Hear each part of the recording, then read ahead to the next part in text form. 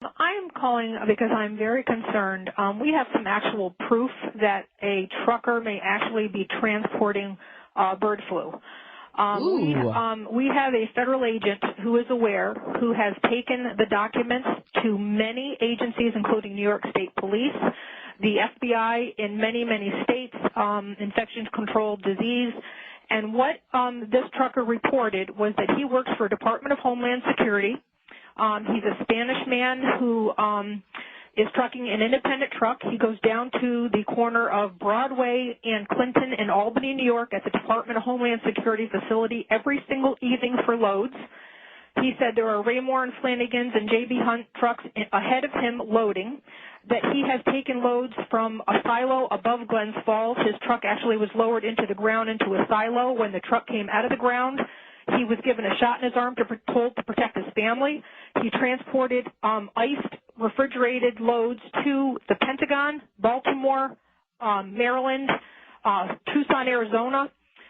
He was told that he told the federal investigator how he's getting paid through the Bank of America with a number. He walks up to a window. He presents his number. He is taken to a back room and paid in cash. He showed the federal agent $100,000 worth of receipts because he gets $5,000 per load, and he's done as many as 3 loads per day.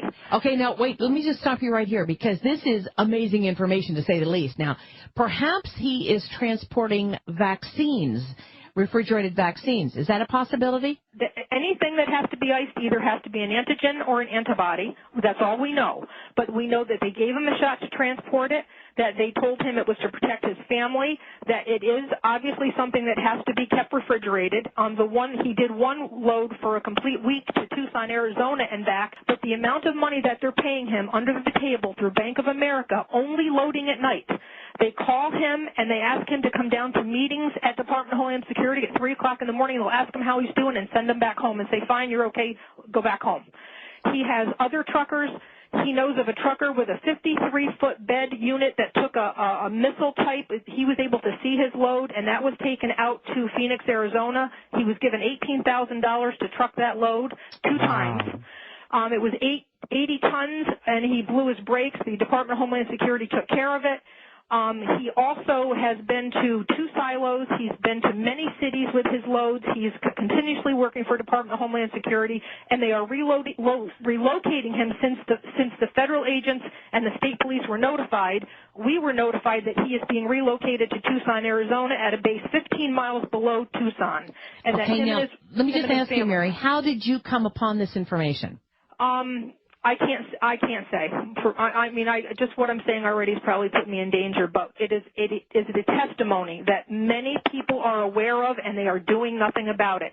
And some of the high-ups in New York State Police were quoted as saying, "It's bigger than both of us. We're not touching it with a 10-foot pole."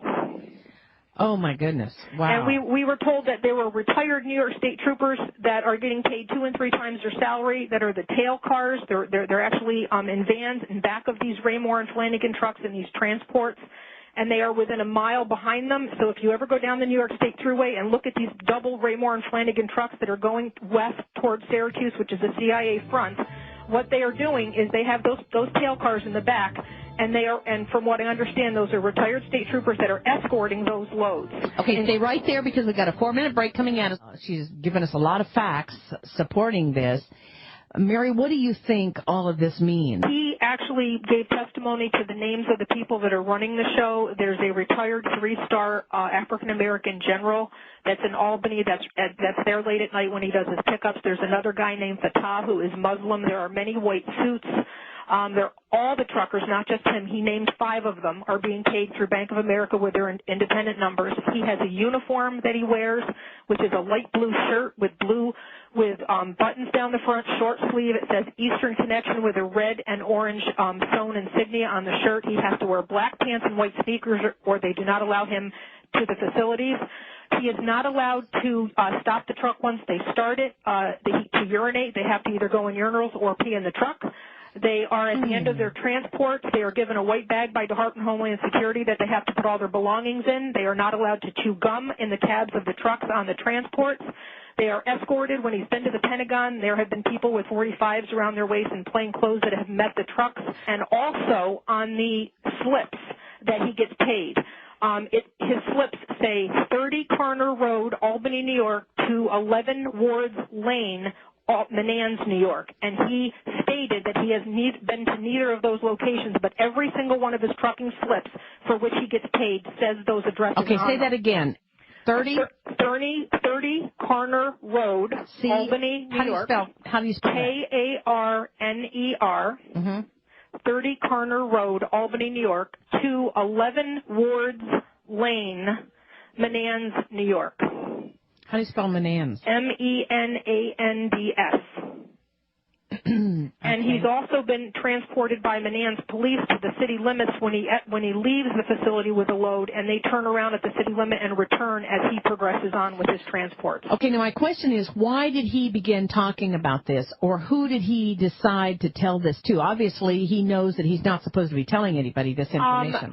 The impression that I got from the agent that I spoke to, because many people got this, I guess they have sent this to a lot of agencies, is he spoke to someone that he knows personally, and he didn't think he was doing anything wrong. He just thought he had a good gig. I think he just thinks he has a good gig with the government. When he was giving the testimony, it was an innocent testimony, and they did not bring up FEMA trains, bird flu, and any of that because they didn't want to tip him off that, that he might be doing something wrong because these people have their claws in him hour by the hour, all day long. Okay.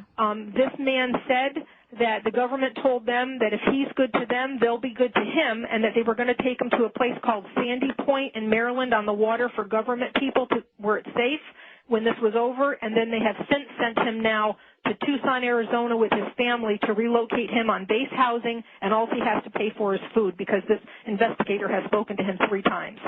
What I'd like for you to do is call me at the Power Hour, 877-817-9829. If you have any additional information on this or anything that we can do about this, give me a call and stay abreast with me because this sounds pretty discouraging, if you ask me. It's not just that. He's had lead cars that like they'll tell him where he's got to go, and he'll be going from point A to point B, and somebody will interrupt the trip and then divert him down a road. He went to Glens Falls, New York, went to a dead-end street by a Stewart's by the Civic Center in Glens Falls, New York. They opened a gate, and he drove 6 miles on a gravel driveway to an underground silo. When the truck came out of the silo after he waited with the other truckers for 3 hours while they loaded in secret, the people who appeared with the truck when the truck was coming out of the ground had Tyvek suits, the mask, the gloves, and all the works on. He's also transported at the 109th Air Guard at Stratton Air Force Base. He did do 90 boxes of clear plastic white fluid. He did see that load. Rarely does he see his loads, but apparently he loaded that at the C-130 at the 109th Air Guard. And he's done a lot of loads with these types of things, medical supplies, equipment, but specifically refrigerated to Tucson and to the Pentagon and to Baltimore. And I think that's it's up to no good. Along the New York State Thruway, there are miles and miles of car carriers that they've been adding to. There has to be 30 miles of them right now sitting on the track since before Christmas.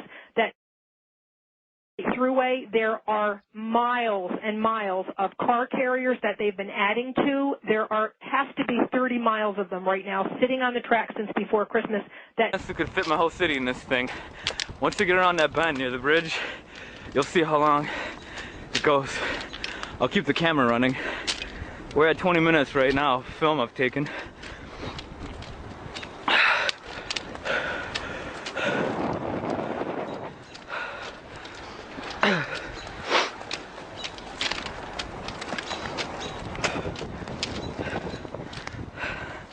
Alright, I'll start jogging.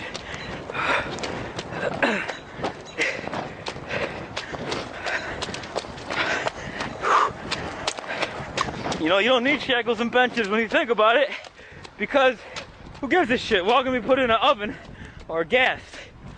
Why does it matter?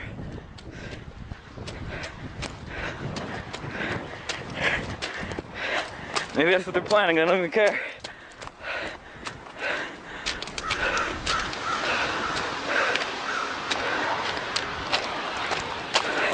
Take a look. Get out here. Look at that. Still going all the way down. It's wide open. Doesn't end. It goes all around the bend here. But take a good look. All right. No, I was gonna get lucky today. Well, I'm inside one of these damn things. As you can see, train is massive. Take a good look, man. This might be your new home pretty soon.